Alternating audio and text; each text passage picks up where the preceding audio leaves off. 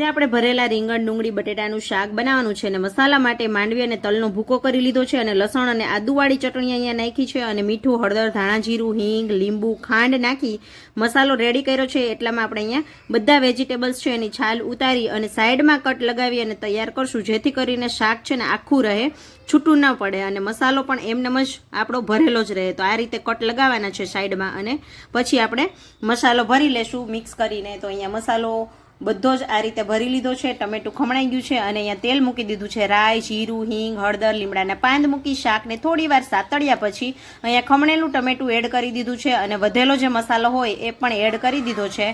તો અને અહીંયા બેઝિક મસાલા થોડા એડ કર્યા છે અને પછી પાણી નાખી 2 વિસલ થવા દેશું અને શાક બને આપણું એટલામાં આપણે અહીંયા બાજરાનો રોટલો બનાવી લેશું. તો ભરેલા શાક આરે વરસાદમાં આવો રોટલો મળી જાય ને તો આહા મજા જ આવી જાય. તો ભરેલ શાક આરે બાજરાનો રોટલો ખાવાની ખૂબ મજા આવે. તો અહીંયા આપણો રોટલો છે એ બનીને તૈયાર થઈ ગયો છે અને શાક પણ બની ગયું છે. તો અહીંયા કાઠિયાવાડી ગુજરાતી ડીશ આપણી રેડી છે અને વરસાદ ચાલુ છે. આહા.